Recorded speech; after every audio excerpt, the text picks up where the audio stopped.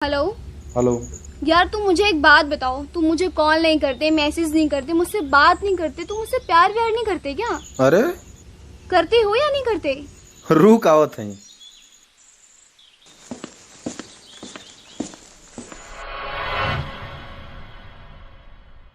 अरे अरे निदिया में तो से मिली ना, अखिया खुलते कुल टूट के बिखर जाला।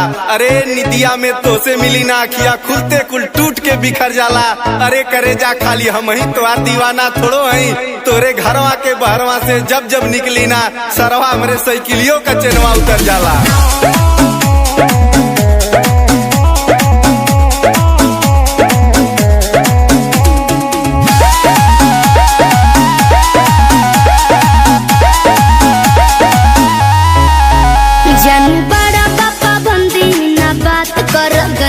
कुल बंद बाबा जार भइल बाटे बंदी, बुझला? जानू बड़ा बाबा बंदी ना बात कर गंदी, कुल बंद बाबा जार भइल बाटे बंदी। जहिया पापा जी के हाथ पकड़ा जइबो, बोजोरिया में राजा पिटा जइबो, पिटा जइबो।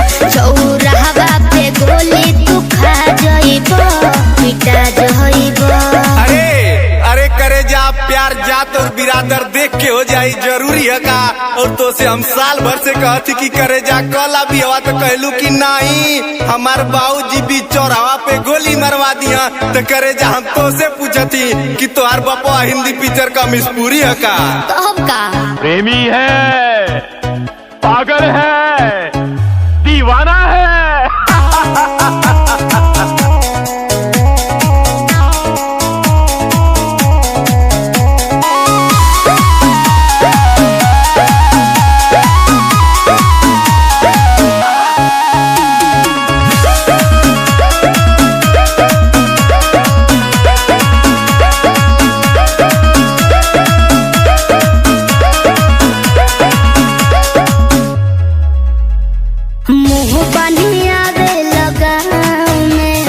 मुछिया तू ऐठे लताओ में, भयबो देखी के बेरी बेरी किरचे रहे लो इतना भाव में।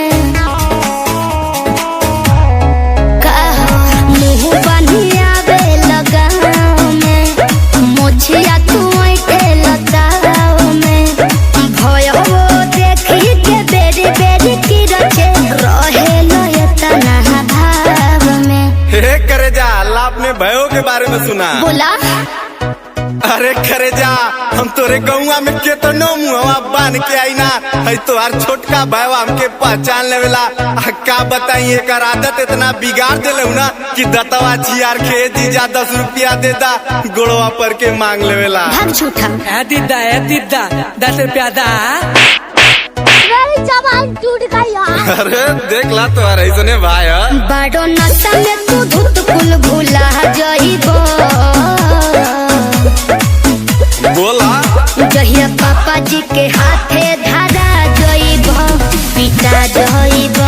चौराहा पे गोली तू खा जइबो, पिटा जइबो।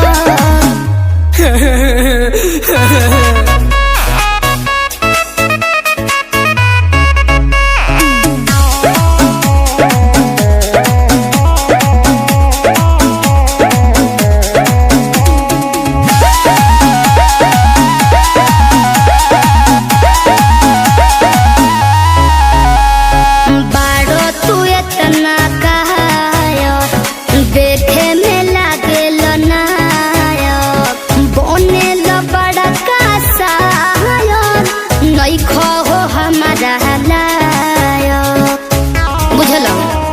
लफंगा बाड़ो तू इतना कायर, देखे में लागे नायक, बने लो बड़ा कासायक, नहीं खो हो हमारा। देखो अंकित शिवम तू जुड़ा जइबो, जहिया पापा जी के हाथे धरा जइबो, उठा जइबो। चौराहा पे गोली तू खा